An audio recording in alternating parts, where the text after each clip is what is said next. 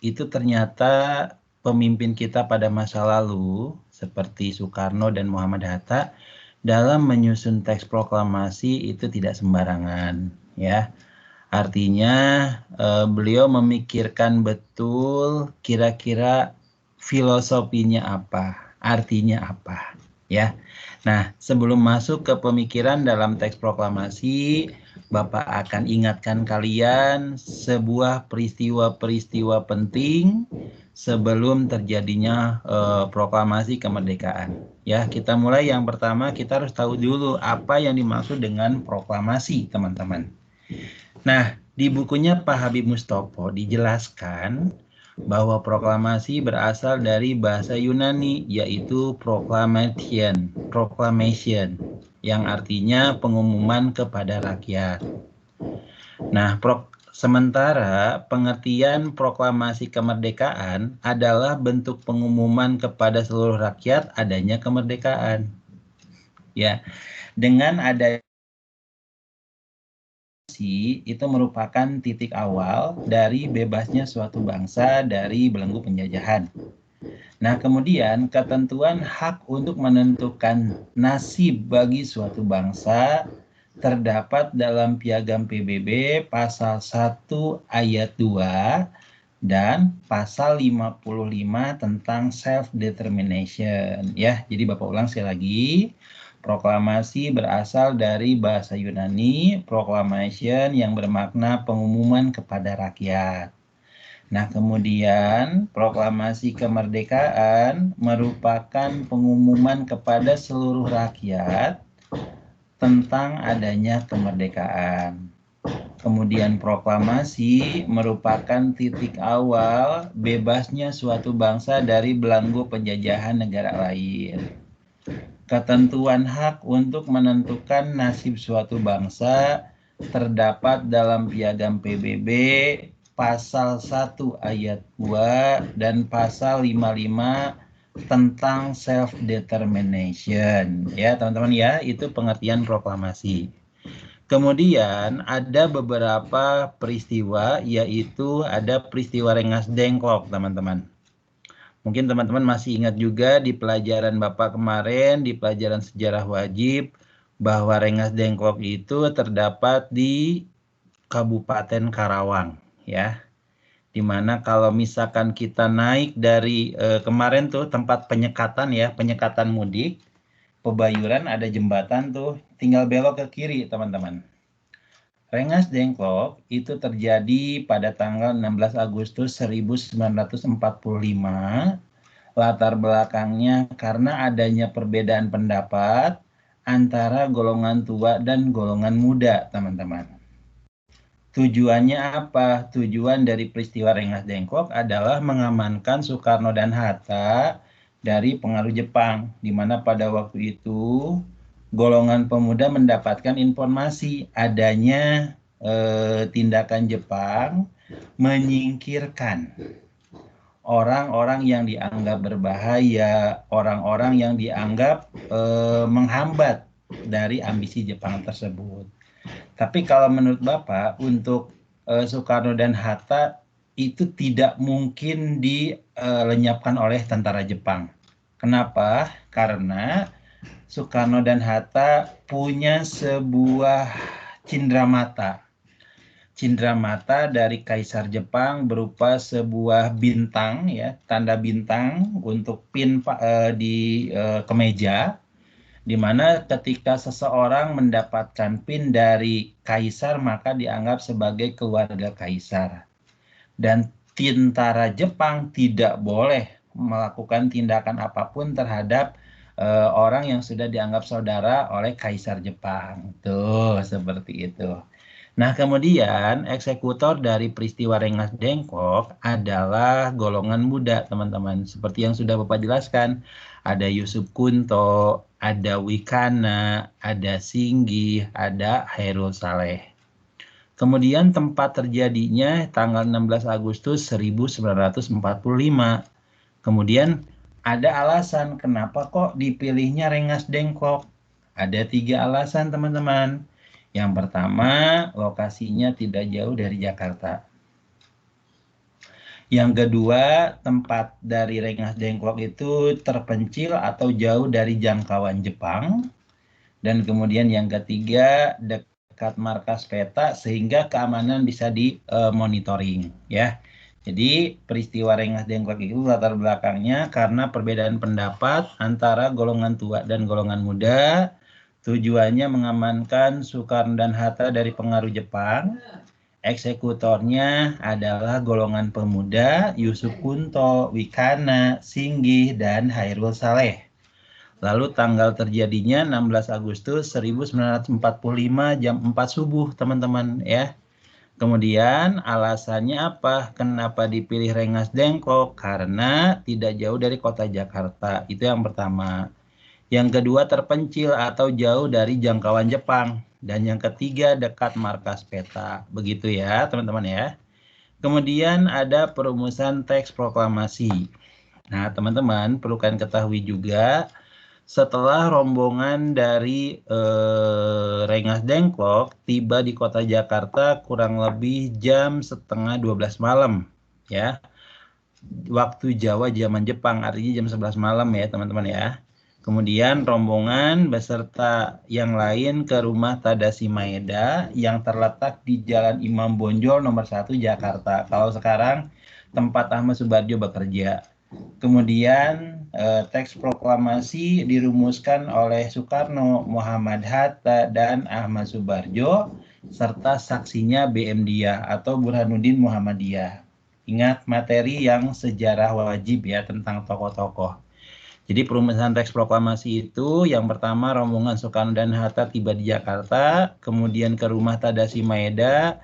Naskah proklamasi dirumuskan oleh beberapa orang, Soekarno, Muhammad Hatta, dan Ahmad Subarjo. Saksinya adalah BM Dia atau Burhanuddin Muhammadiyah. Oke, sampai sini dulu ya. Sebelum Bapak lanjut, Bapak kecepatan nggak teman-teman? Pak, mau absen, Pak. Siapa ini? Bayu Nirlambang. Bayu, oh. Satu ya, Bayu. Kenapa? Bayu, satu ya, IPS 1 ya? Iya. Ayo, siapa lagi yang belum? Silakan. Saya, Pak. Siapa? Muhammad Tafa Zikri. Siap, Tafa. Siapa lagi? Ada lagi? Tidak ada? Oke, Bapak lanjut lagi ya. Oke. Kita lanjut. Muhammad Adil, Pak. Adil pribadi. Iya, maaf tadi telat, Iya. Pak. Habis sarapan. Nggak apa-apa. Yang kemarin sudah kan ya Adil ya? Yang kemarin Iya, kamu Pak. chat ke Bapak hadir, udah. Pak. Siapa? Ayo, siapa? Pak Prince hadir, Pak. Prince. Oke, Prince. Baik, Prince. Dah, aman Prince. Siapa lagi? Rian Danu, Pak. IPS 2 ya. Oke, Iya. silakan. Siapa lagi? Ya, nggak ada. Baik, Bapak lanjut ya.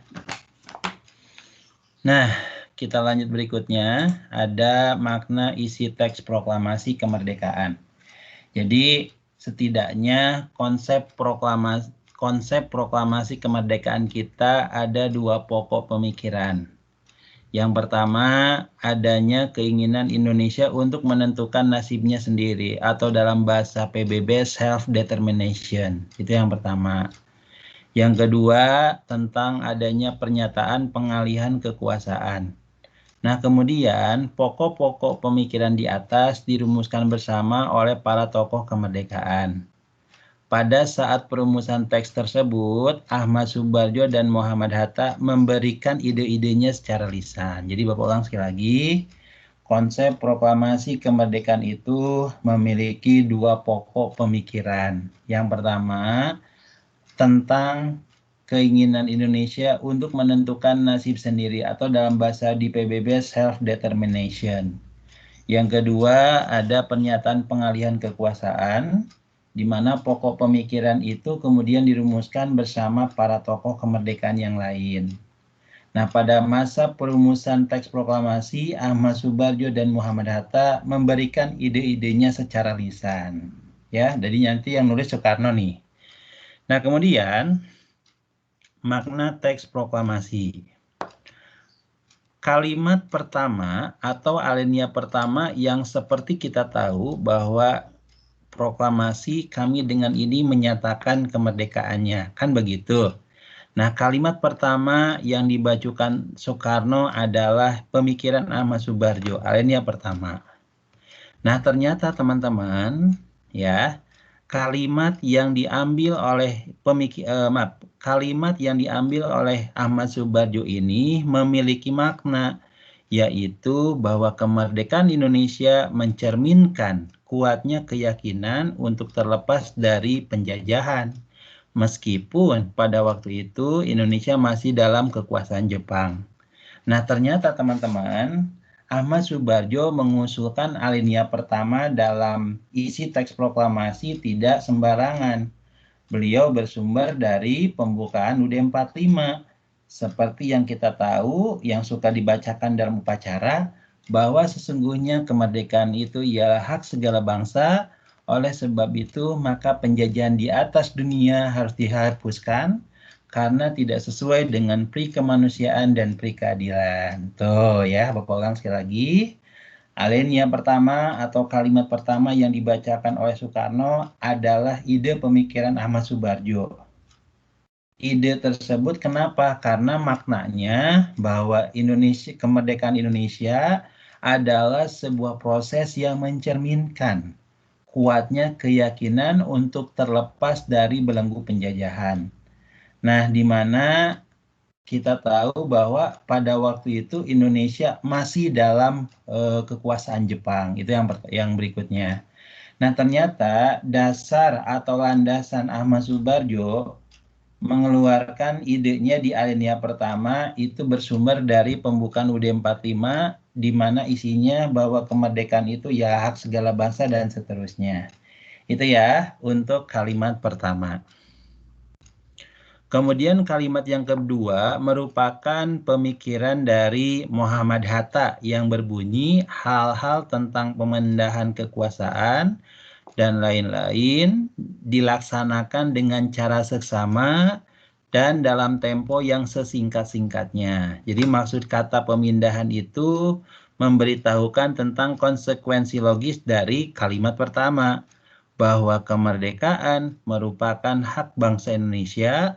Kata memindahkan adalah sebuah tindak sepihak bangsa Indonesia untuk menyatakan kemerdekaan tanpa memerlukan persetujuan siapapun, khususnya penjajah. Ya, jadi Bapak ulang sekali lagi.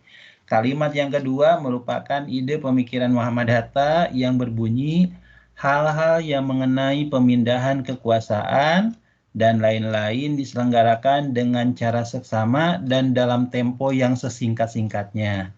Maksudnya apa? Maksudnya itu kalimat pemindahan itu maksudnya memberitahukan konsekuensi dari kalimat pertama yang tadi yang dikemukakan oleh Ahmad Subarjo, di mana bahwa kemerdekaan itu merupakan hak bangsa Indonesia. Kata memindahkan adalah sebuah tindakan sepihak bangsa Indonesia untuk menyatakan kemerdekaan tanpa memerlukan persetujuan siapapun, ya, termasuk penjajahnya juga. Begitu ya, teman-teman ya, untuk makna teks proklamasi. Lanjut berikutnya ya. Berikutnya itu perubahan kata dalam teks proklamasi. Perubahan kata dalam teks proklamasi ada beberapa hal. Yang pertama, kata proklamasi diubah menjadi proklamasi. Jadi yang semula hurufnya kecil semua jadi gede. Itu yang pertama. Yang kedua ada kata hal dua, jadi kata hal-hal. Nah, kemudian ada kata tempo diganti dengan kata tempo. Ada kata Jakarta 17 bulan 8 diubah menjadi Jakarta hari 17 bulan 8 tahun 05. Kemarin sudah Bapak jelaskan bahwa 05 itu berasal dari tahun Jepang, yaitu 2605. Kalau dikonversikan ke Masehi, yaitu tahun 1945, ya. Kemudian lanjut berikutnya teman-teman, ya. Ada kata wakil-wakil Indonesia. diubah menjadi atas nama bangsa Indonesia. Jadi kata-kata perubahan dalam teks proklamasi ada 5. Kata proklamasi yang semula kecil semua jadi gede. Kemudian kata hal-hal jadi hal-hal. Ada tempo jadi tempo. Ada kata Jakarta 17/8/05 diubah jadi Jakarta. Hari 17 bulan 8 tahun 05. Ingat tahun 05 itu tahun Jepang 2605. Dikonversikan ke Masehi jadi 1945. Kemudian ada kata wakil-wakil bangsa Indonesia diganti dengan atas nama bangsa Indonesia. Begitu ya teman-teman ya untuk perubahan kata dalam teks.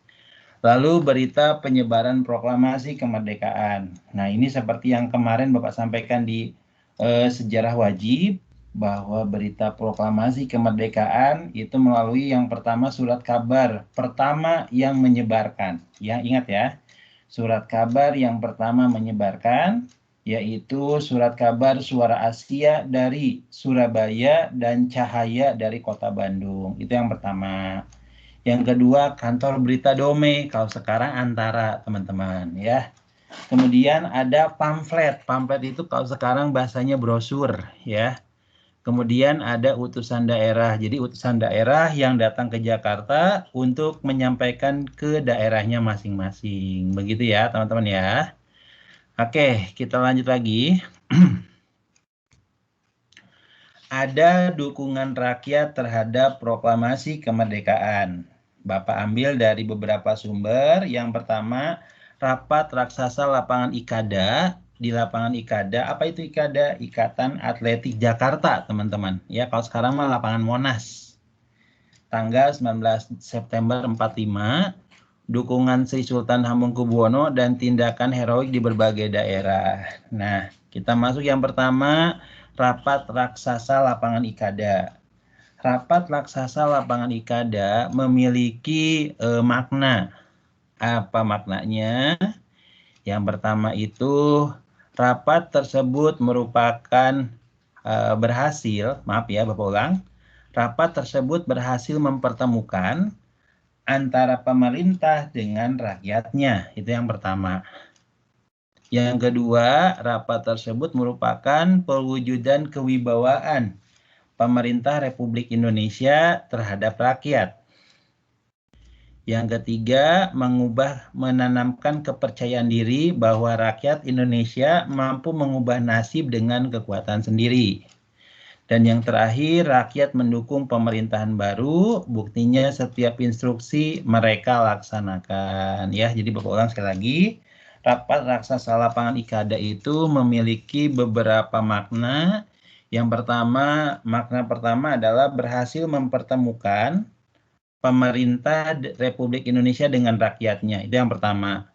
Yang kedua, rapat tersebut merupakan perwujudan kewibawaan pemerintah Republik Indonesia. Dan yang ketiga, menanamkan kepercayaan bahwa rakyat Indonesia mampu mengubah nasibnya sendiri, ya. Kemudian yang terakhir, rakyat mendukung pemerintahan yang baru terbentuk, ya. Buktinya setiap instruksi pimpinan mereka ikuti, ya. Baik. Teman-teman, Bapak mohon izin 2 menit apa 3 menit izin untuk minum dulu ya. Suaranya udah mulai serak nih ya. Bapak izin dulu sebentar.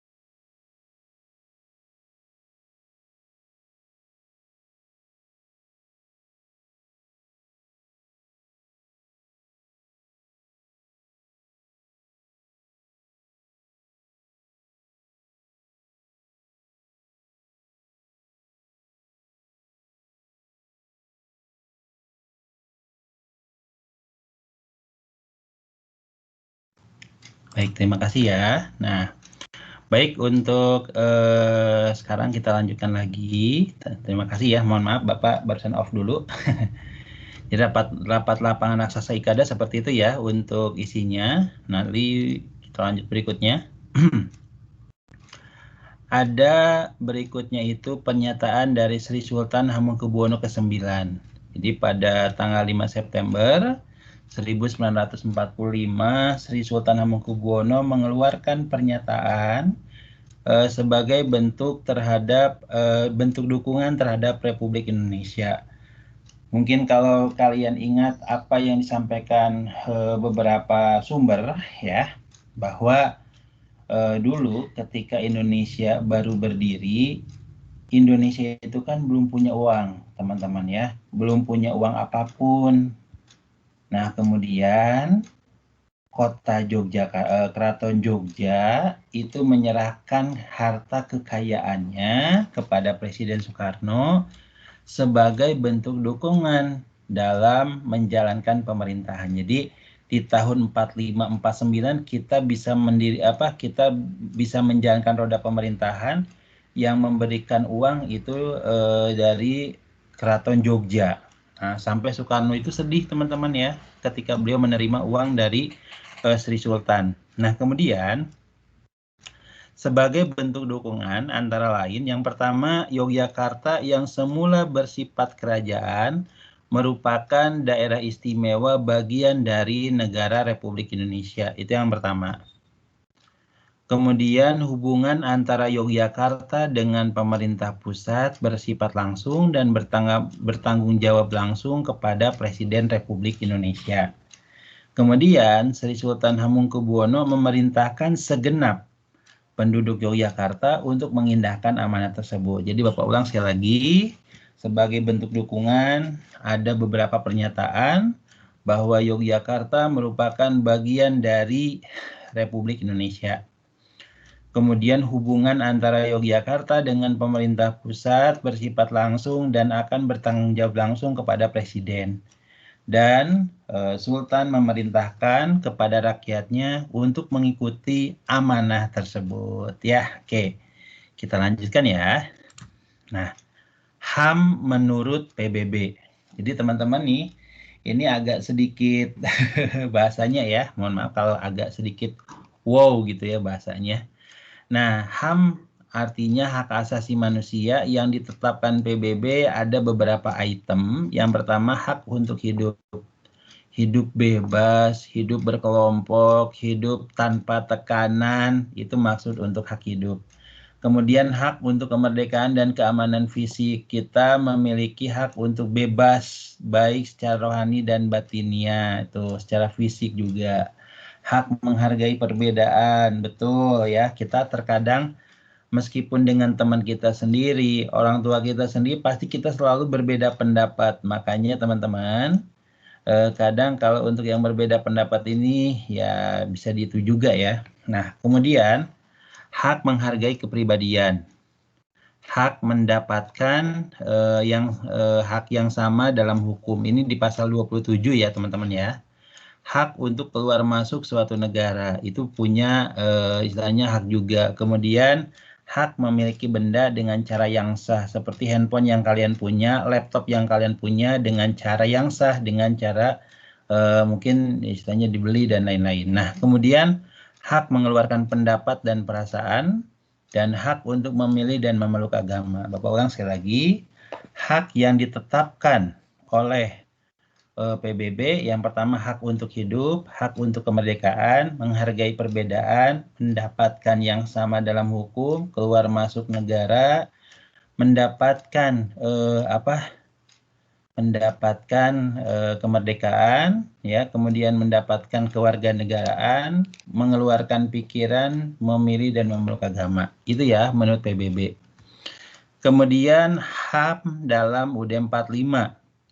Nah, di mana teman-teman UUD 45 dalam UUD 45 setidaknya memasukkan HAM ke dalam beberapa isinya.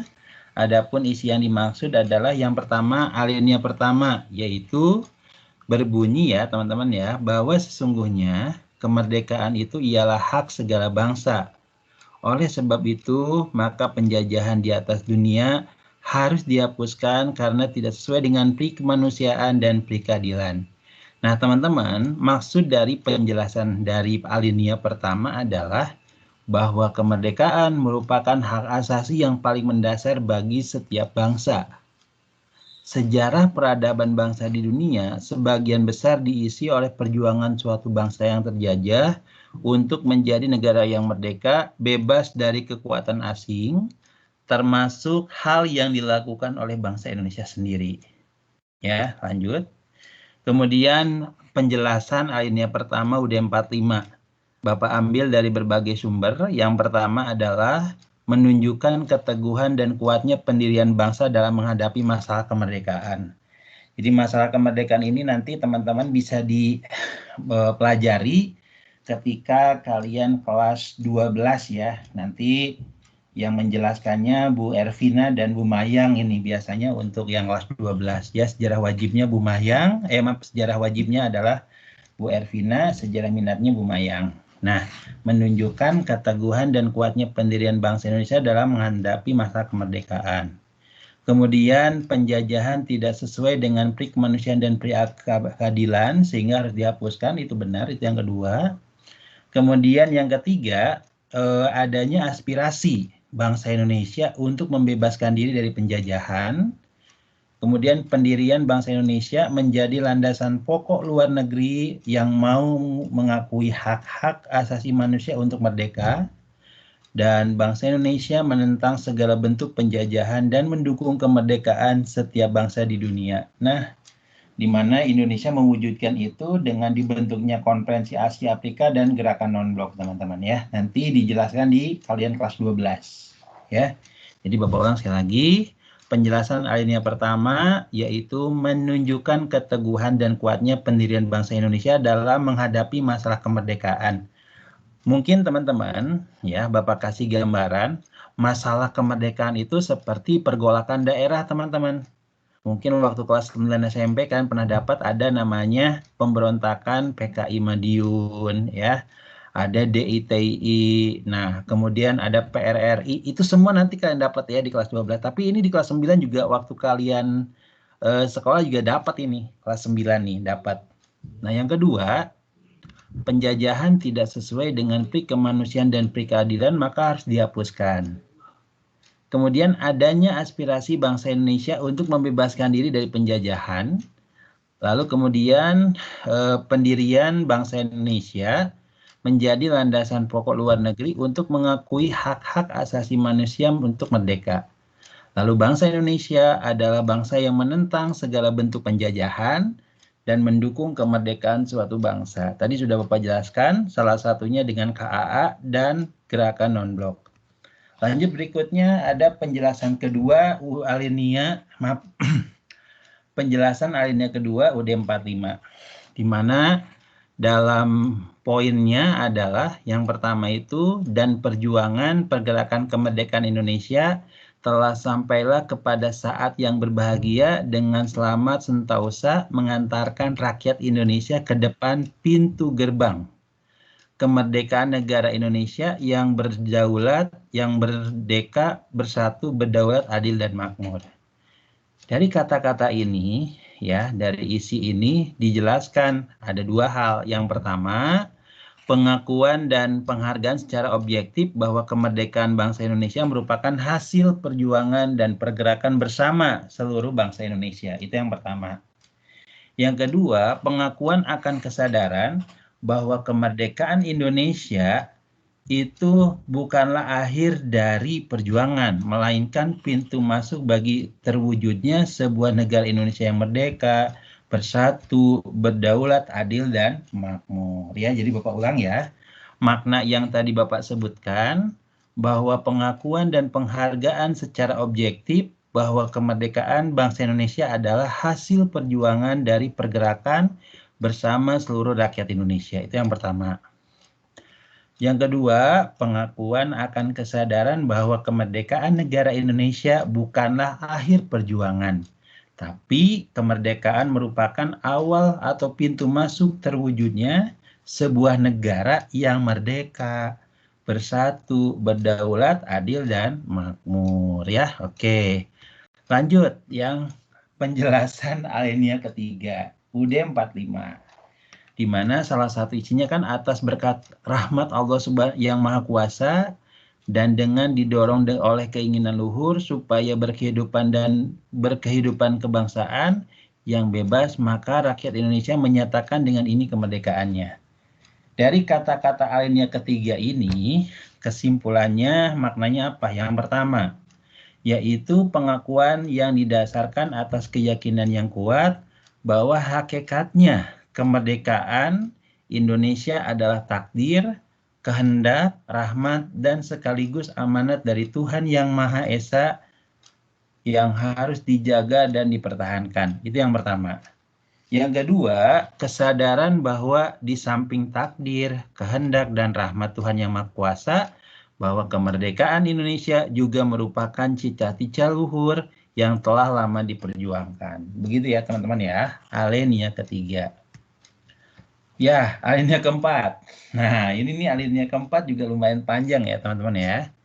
Alinea keempat itu isinya kemudian daripada itu untuk membuat suatu pemerintahan negara yang melindungi segenap bangsa Indonesia, seluruh tumpah darah Indonesia, dan memajukan kesejahteraan umum, mencerdaskan bangsa, dan ikut menjaga perdamaian dunia yang berdasarkan kemerdekaan, perdamaian abadi, dan keadaan sosial. Maka disusunlah kemerdekaan kebangsaan bangsa Indonesia itu dalam suatu Undang-Undang Dasar Negara Indonesia yang terbentuk dalam suatu susunan negara Republik Indonesia yang berkedaulatan rakyat dengan berdasar kepada ketuhanan yang Maha Esa, kemanusiaan yang adil dan beradab, persatuan Indonesia, dan lain-lain. Nah, ini sebenarnya dalam upacara sering dibaca nih teman-teman. Penjelasannya bagaimana? Yang pertama, penjelasannya adalah bahwa tujuan negara yang harus menjadi acuan ya bagi penyelenggaraan pemerintahan. Jadi pernyataan yang pertama itu yang melindungi segenap bangsa Indonesia, seluruh tumpah darah, memajukan kesejahteraan umum, mencerdaskan bangsa, dan ikut menjaga perdamaian dunia, ini termasuk tujuan pembangunan negara Indonesia. Jadi nomor satu itu tujuan pembangunan negara Indonesia. Kemudian yang kedua, yaitu Indonesia merupakan negara konstitusional, artinya negara yang berdasarkan UUD 45 atau Undang-Undang Dasar. Kemudian yang ketiga, negara Indonesia bersifat negara republik demokrasi. Kenapa? Karena berdasarkan kedaulatan rakyat. Jadi rakyat pemegang kekuasaan tertinggi. Nah, kemudian dasar negara itu Pancasila, dari ketuhanan yang Maha Esa, kemanusiaan yang beradil dan beradab, dan seterusnya. Itu ya teman-teman penjelasan yang keempat terakhir. Nah, jadi dalam HAM ada dalam UUD 45 ada pasal-pasal yang berkaitan langsung dengan hak asasi manusia. Pasal yang pertama yaitu pasal 27 mengenai hukum. Hak untuk mendapatkan pekerjaan dan penghidupan yang layak. Hak untuk serta dalam pembelaan negara. Itu pasal 27. Jadi Bapak ulang sekali lagi. Pasal 27 itu berisi hak dalam hukum pemerintahan, hak atas pekerjaan dan penghidupan yang layak, kemudian hak untuk turut serta dalam pembelaan negara, itu pasal 27. Pasal 28 berisi hak dalam bidang politik. Pasal 28A sampai J berisi jaminan mengenai hak asasi manusia. Pasal 29 keagamaan. Pasal 30 hak dalam usaha bertahan dan keamanan negara. Hak 31 pasal 21 pasal 31 adalah hak dalam pendidikan. 32 hak dalam kebudayaan. 33 hak dalam bidang ekonomi. Pasal 34 hak untuk mendapat kesejahteraan baik kaum fakir miskin dan anak-anak terlantar. Oke, teman-teman ya. Materinya sudah selesai ya. Sebelum Bapak tutup, Bapak akan rekap dulu untuk absensi kelas 11 IPS 1 dulu. Bapak akan rekap dulu sebentar. Untuk kelas 11 IPS 1 yang tidak hadir, yang pertama ada Anida, itu yang pertama. Yang kedua Fahreza, kemudian yang ketiga Farhat, Yang keempat Keisha Rafa. Yang kelima Azra Dwiki. Hadir nggak nih Azra Dwiki? Assalamualaikum Pak. Fahri Ya. hadir. Fahreza hadir. Oke, itu. Iya Pak. Nah, Fahreza. Oke, terima kasih Fahreza. Baik. Lanjut Nashwan. Nashwan nggak tahu hadir apa nggak nih Nashwan. Oke. Kemudian Rangga Yuda. Kemudian Salsabila Dwi Andini, Sri Afri, Valerian. Hadir nggak Valerian? Kemudian Fania hadir, Zaki. Zaki hadir nggak? Nggak ada ya. Jadi yang tidak hadir 1.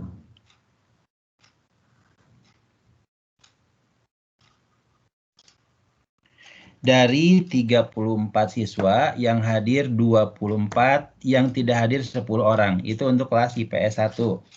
Lalu IPS 2, mohon konfirmasinya, takutnya ada yang belum Bapak absen ya. Untuk IPS 2, nah yang tidak hadir Fadlan Ramadan Saleh, Farazeta. Nah, Farazeta ada nggak Farazeta? Kemudian Fauzan Maulana 3, Dava Gifari.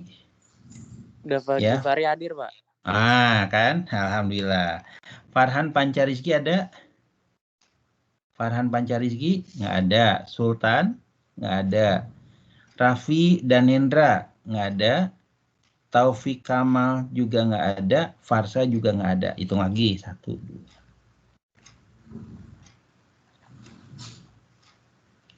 Kelas IPS 2 dari 33 siswa, 24 yang hadir, 9 yang tidak hadir.